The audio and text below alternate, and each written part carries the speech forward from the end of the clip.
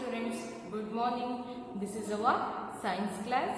So in our science class we already started the new lesson, food and digestion. Food and digestion lesson we already started, you already learned.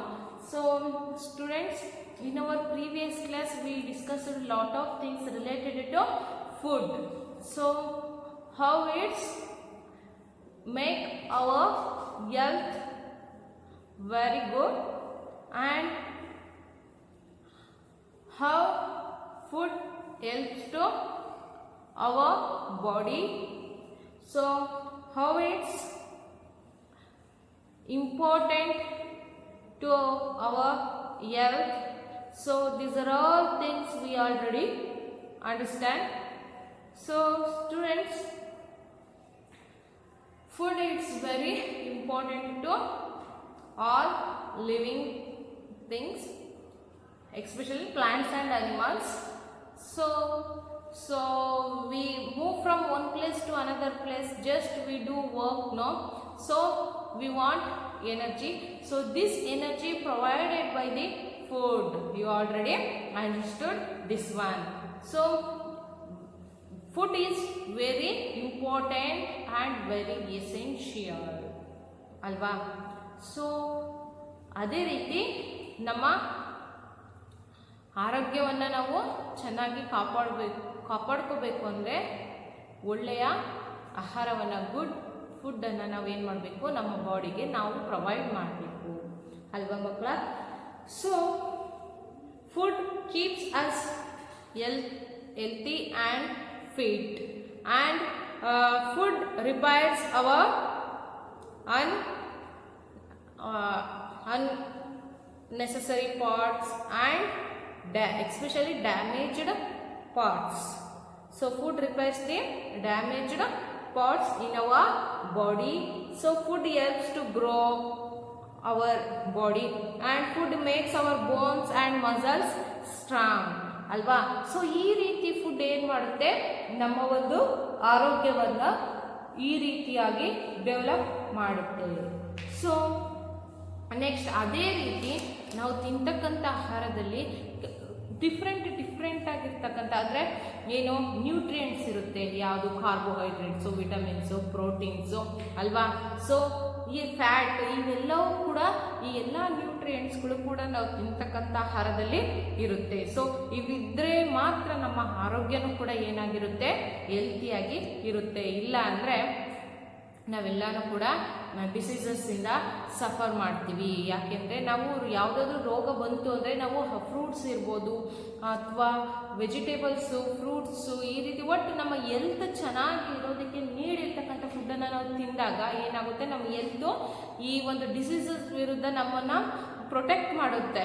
ಇಲ್ಲ ಅಂದರೆ ನಮ್ಮ ಬಾಡಿಲಿ ಈ diseases ವಿರುದ್ಧ ಅಂದರೆ ಆ ಒಂದು ರೋಗವನ್ನು ಹೋಗ್ಲಾಡಿಸ್ತಕ್ಕಂಥ ಶಕ್ತಿ ನಮ್ಮ ಬಾಡಿಲಿ ಇರೋದಿಲ್ಲ ಮಕ್ಕಳ. ಅದಕ್ಕೆ ನಾವು ಜಾಸ್ತಿ ನ್ಯೂಟ್ರಿಯೆಂಟ್ಸ್ ಇರ್ತಕ್ಕಂಥ ಫುಡ್ಡನ್ನು ತಿನ್ನಬೇಕು.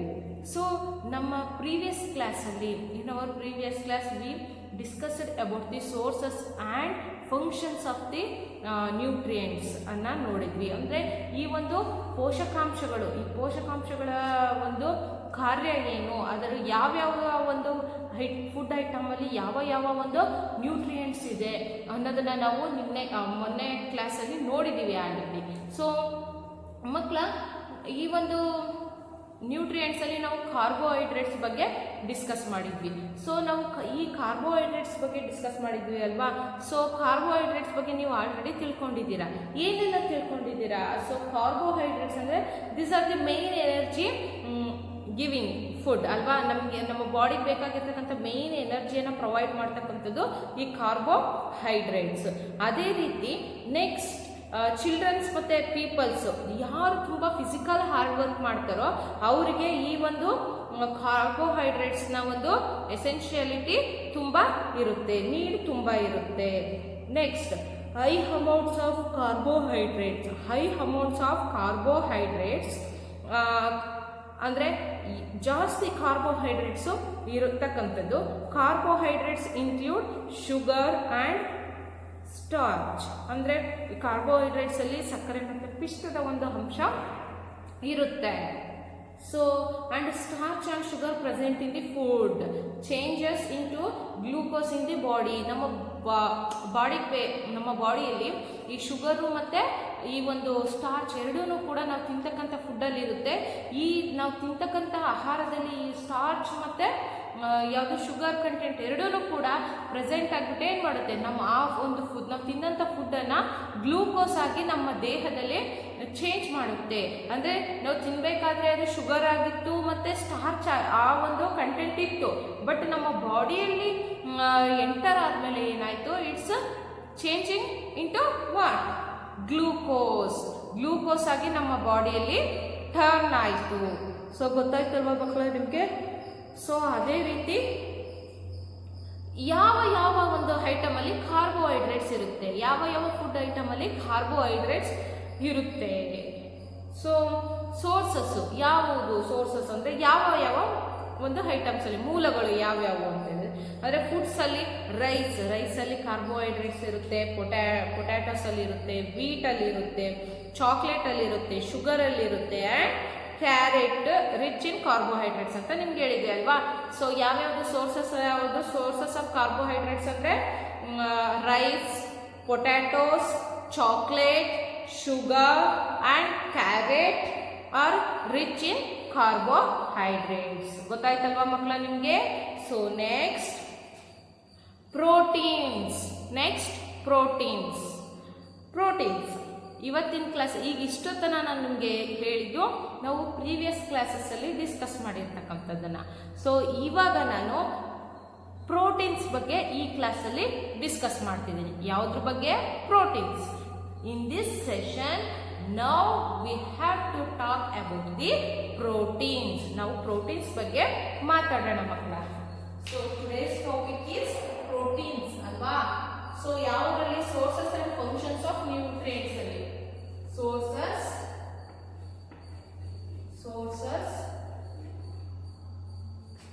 and functions.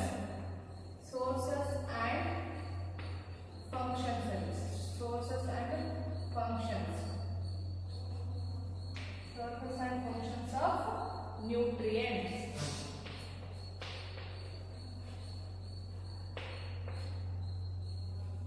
Sources and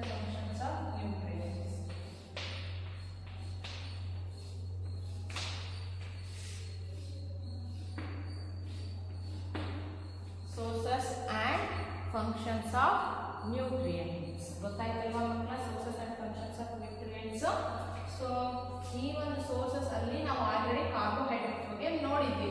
ಇವತ್ತಿನ ಕ್ಲಾಸಲ್ಲಿ ಪ್ರೋಟೀನ್ಸ್ ಬಗ್ಗೆ ನಾವು ನೋಡ್ತಾ ಇದ್ವಿ. ಯಾವುದ್ರ ಬಗ್ಗೆ? ಪ್ರೋಟೀನ್ಸ್ ಬಗ್ಗೆ ನಾವು ತಿಳ್ಕೊಳ್ಳೋಣ. Okay, in this session we talk about the proteins. ಗೊತ್ತಾಯ್ತಲ್ವಾ? ಪ್ರೋಟೀನ್ಸ್ ಬಗ್ಗೆ ನಾವು ಡಿಸ್ಕಸ್ ಮಾಡ್ತಿದ್ದೀವಿ. So proteins are, before start the proteins, all of you open the page number 192. Page number 192 ಅನ್ನ open ಮಾಡಿ. So proteins are basically known as body building foods. They help us to grow. They also help grow new cells and repair old cells in the body. Proteins are basically known as body building foods. ಅಂದ್ರೆ ನಮ್ಮ ಬಾಡಿಯನ್ನ build ಮಾಡ್ತಕ್ಕಂಥದ್ದು, ಅಂದ್ರೆ ನಮ್ಮ ಬಾಡಿಯನ್ನ ಒಂದು ಬೆಳೆಸ್ತಕ್ಕಂಥದ್ದು ಯಾವುದು? ಈ ಪ್ರೋಟೀನ್ಸ್ಗಳು. ನೋಡಿ, ಈ ಪ್ರೋಟೀನ್ಸ್ ಕೊರತೆ ಇರ್ತಕ್ಕಂಥ ಒಂದು ಪೀಪಲ್ಸ್ನ ಬಾಡಿ ನೋಡ್ಬಿಡಿ, ವೀಕ್ ಇರ್ತಾರೆ. ಮತ್ತೆ ವೀಕ್ ಅಂದ್ರೆ ತುಂಬಾ ಥಿನ್ನಾಗಿರ್ತಾರೆ, ತುಂಬಾ ಕುಳ್ಳಕ್ಕಿರ್ತಾರೆ ಅಲ್ವಾ. ಸೊ ಈ ರೀತಿ ಇರುತ್ತೆ ಅವರ ಒಂದು ದೇಹ ಬೆಳವಣಿಗೆ ಚೆನ್ನಾಗಿ ಆಗಿರೋದಿಲ್ಲ. So this proteins are basically known as body building foods ಅಂತಾನೆ ಕರಿಬೋದು. ಪ್ರೋಟೀನ್ಸ್ಗಳನ್ನ ಬಾಡಿ ಬಿಲ್ಡಿಂಗ್ ಪ್ರೋಟೀನ್ಸ್ ಅಂತ ಕರಿಬೋದು. ಚೆನ್ನಾಗಿ ಪ್ರೋಟೀನ್ ಇರ್ತಕ್ಕಂಥ ಫುಡ್ಡನ್ನು ನಾವು ನಮ್ಮ ಬಾಡಿಗೆ ಪ್ರೊವೈಡ್ ಮಾಡೋದ್ರಿಂದ ಏನಾಗುತ್ತೆ ಮಕ್ಕಳೇ?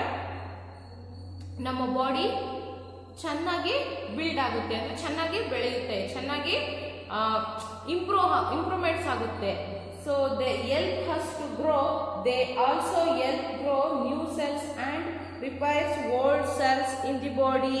ನೋಡಿ, ಈ ಒಂದು ಪ್ರೋಟೀನ್ಸ್ಗಳು ಏನು ಮಾಡುತ್ತೆ, ನಮ್ಮ ಒಂದು ಬಾಡಿಲಿ ಇರ್ತಕ್ಕಂಥ ಸೆಲ್ಸನ್ನು ಏನು ಮಾಡುತ್ತೆ, ಚೆನ್ನಾಗಿ ನಮ್ಮ ಸೆಲ್ಸ್ ಬೆಳವಣಿಗೆಗೆ ಹೆಲ್ಪ್ ಮಾಡುತ್ತೆ. ಸೊ ಅದೇ ರೀತಿ ಓಲ್ಡ್ ಸೆಲ್ಸನ್ನು ಏನು ಮಾಡುತ್ತೆ, ರಿಪೇರ್ ಮಾಡುತ್ತೆ. ಫಾರ್ ಎಕ್ಸಾಂಪಲ್ ನೋಡಿ, ನಮ್ಮ ಬಾಡಿಲಿ ಯಾವುದಾದ್ರೂ ಒಂದು ಪಾರ್ಟ್ ಡ್ಯಾಮೇಜ್ ಆಗಿರ್ಬೋದು, ಏನಾದರೂ ಪ್ರಾಪರಾಗಿ ವರ್ಕ್ ಮಾಡದೇ ಇದ್ದಾಗ ಅದಕ್ಕೆ ನೀಡಿರ್ತಕ್ಕಂಥ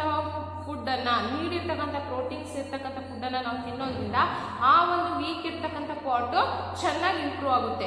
ಸೊ ಈ ರೀತಿ ಚೆನ್ನಾಗಿ ಇಂಪ್ರೂವ್ ಆಯಿತು ಅಂದರೆ ರೀಸನ್ ಯಾವುದು, ಅಲ್ಲಿ ಇರ್ತಕ್ಕಂಥ ನಾವು ತಿನ್ನಂಥ ಫುಡ್ಡಲ್ಲಿ ಇರ್ತಕ್ಕಂಥ ಒಂದು ಪ್ರೋಟೀನ್ಸ್ಗಳು, ಗೊತ್ತಾಯ್ತಲ್ವಾ.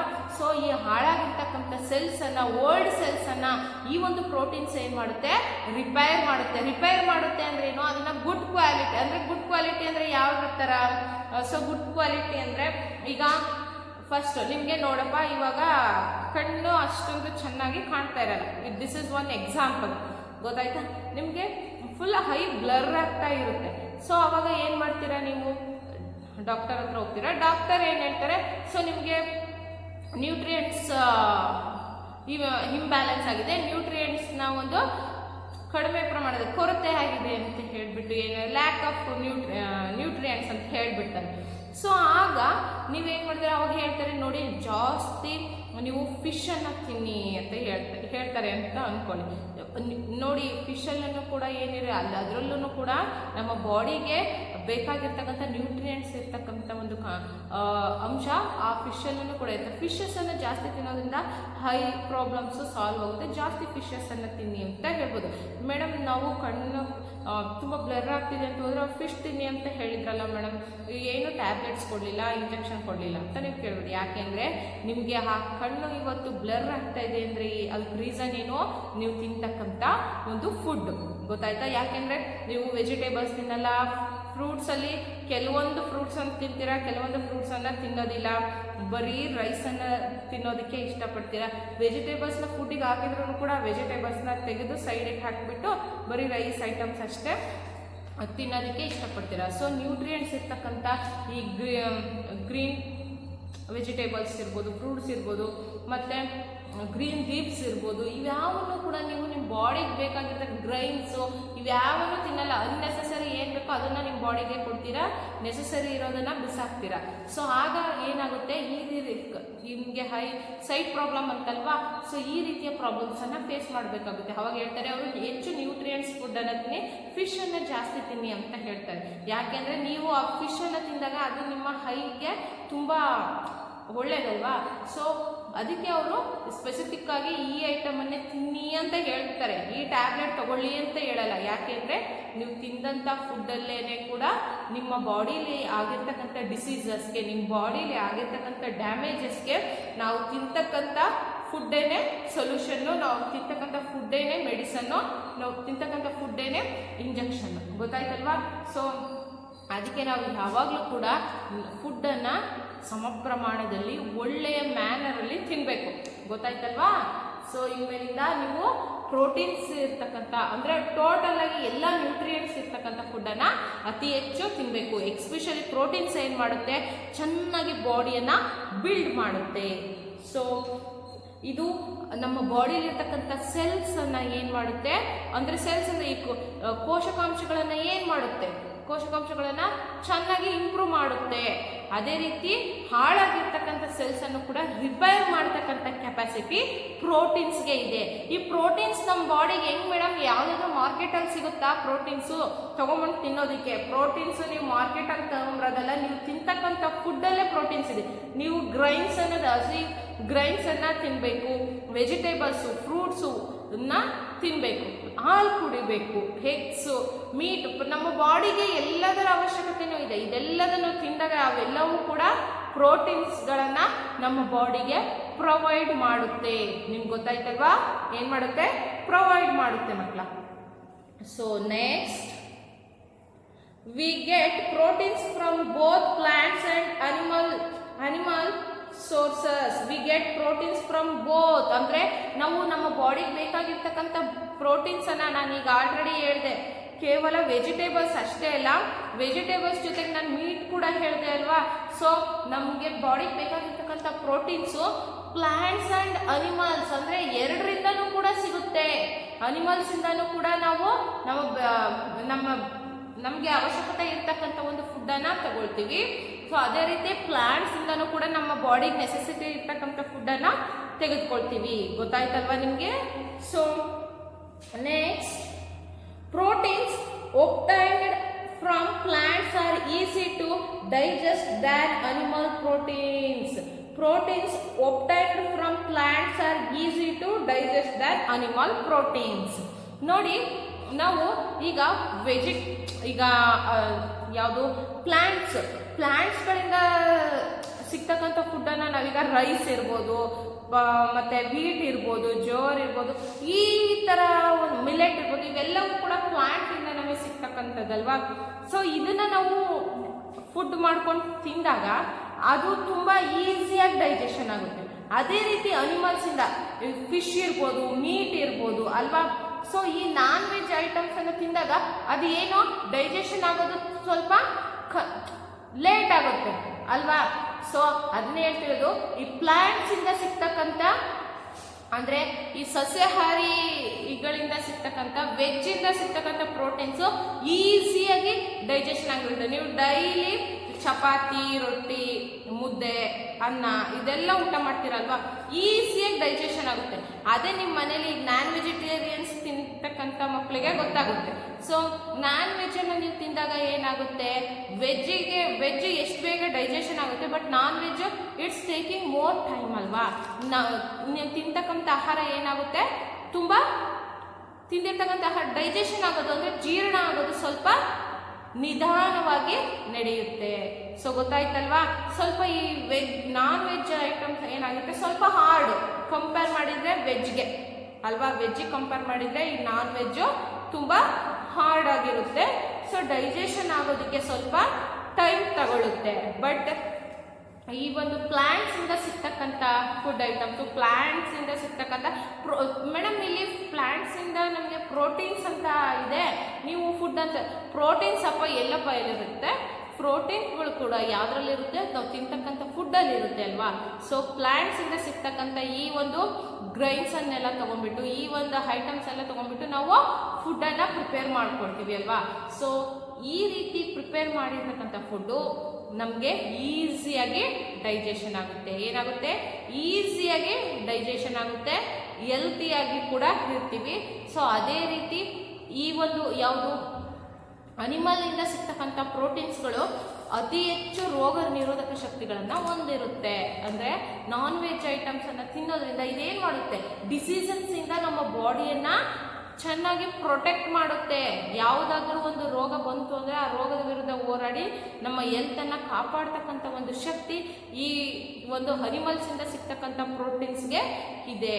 ಸೊ ಗೊತ್ತಾಯ್ತಲ್ವ ಮಕ್ಕಳ, ಇನ್ಮೇಲಿಂದ ನೀವು ಅತಿ ಹೆಚ್ಚು ಪ್ರೋಟೀನ್ಸ್ ಇರ್ತಕ್ಕಂಥ ಐಟಮ್ಸ್ ಅನ್ನ ತಿನ್ಬೇಕು. ಸೊ ನೀವು ಹೆಚ್ಚು ಪ್ರೋಟೀನ್ಸ್ ಇರ್ತಕ್ಕಂಥ ಐಟಮ್ ಅನ್ನ ತಿಂದ್ರೆ ನೀವು ಹೆಚ್ಚು ಹೆಲ್ತಿಯಾಗಿರ್ತೀರಾ, ನಿಮ್ಮ ಬಾಡಿ ಕೂಡ ಚೆನ್ನಾಗಿ ಬಿಲ್ಡ್ ಆಗುತ್ತೆ.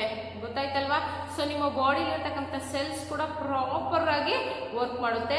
If any cells damaged no, so that cells also repairing from the proteins. ಗೊತ್ತಾಯ್ತಲ್ವಾ. ಸೊ ಅದಕ್ಕೆ ಪ್ರತಿಯೊಂದು ಫುಡ್ಡನ್ನು ನಾವು ಏನ್ ಮಾಡಬೇಕು, ಬ್ಯಾಲೆನ್ಸ್ ಆಗಿ ತಿನ್ಬೇಕು ಅಂತ ಹೇಳೋದು. ಸೊ ಇನ್ ಮುಂದೆ ನೀವು ಮನೆಯಲ್ಲಿ ಎಲ್ಲರೂ ಕೂಡ ಪ್ರೋಟೀನ್ಸ್ ಇರ್ತಕ್ಕಂಥ ಐಟಮ್ಸ್ ನ ತಿಂತಿರಲ್ವಾ, ಗುಡ್. ಸೊ ಅದೇ ರೀತಿ proteins obtained from plants are easy to digest than animal proteins. ಆಯ್ತಲ್ವಾ. So next, sources. ಯಾವ ಸೋರ್ಸಸ್ ಅಂದ್ರೆ ಪ್ರೋಟೀನ್ಸ್ ಯಾವ ಐಟಮ್ಸ್ ಅಲ್ಲಿ ಇದೆ. So pulses, peas and cottage cheese, eggs, meat and chicken are some of the prime source of protein. ಈ ಪ್ರೋಟೀನ್ಗಳು, ಈ protein ಅಂಶ ಯಾವ್ದ್ರಲ್ಲಿ ಇರುತ್ತೆ, ಪಲ್ಸಸ್ ಗೊತ್ತಿದೆ ಅಲ್ವಾ. ಸೊ ಪಲ್ಸಸ್ ಅಲ್ಲಿ ಇರುತ್ತೆ. ಸೊ ಅಂಡ್ ಪೀಸ್ ಹಸಿರು ಬಟಾಣಿಗಳನ್ನು ತಿನ್ನಬೇಕು, ಪನ್ನೀರ್ ಅಂತ ಎಲ್ಲ ನೋಡಿದಿರಲ್ಲ ಅದನ್ನು ತಿನ್ನಬೇಕು, ಎಗ್ಸಲ್ಲಿ ಮೀಟ್ ಮಾಂಸ ಮತ್ತು ಚಿಕನ್. ಸೊ ಇದರಲ್ಲೆಲ್ಲನೂ ಕೂಡ ಪ್ರೈಮ್ ಸೋರ್ಸು, ಪ್ರೈಮರಿಯಾಗಿ ಬೇಸಿಕ್ ಆಗಿರ್ತಕ್ಕಂಥ ಒಂದು ಪ್ರೋಟೀನ್ಸ್ನ ಒಂದು ಕಂಟೆಂಟ್ ಬೇಸಿಕ್ ಆಗಿರ್ತಕ್ಕಂಥದ್ದು ಈ ಇಷ್ಟು ಸೋರ್ಸಸ್ಸಲ್ಲಿ. ಸೊ ನಿಮಗೆ ಪ್ರೋಟೀನ್ಸ್ ಬಗ್ಗೆ ತಿಳ್ಕೊಂಡಿದ್ದೀರಾ, ಇವತ್ತಿನ ಕ್ಲಾಸಲ್ಲಿ ಅರ್ಥ ಆಗಿದೆ ಅಂತ ನಾನು ಅಂದ್ಕೊಡ್ತೀನಿ. ನಾನು ನೆಕ್ಸ್ಟ್ ಕ್ಲಾಸಲ್ಲಿ ನಿಮಗೆ ಫ್ಯಾಟ್ಸ್ ಬಗ್ಗೆ ತಿಳಿಸ್ಕೊಡ್ತೀನಿ ಮಕ್ಕಳ. Thank you.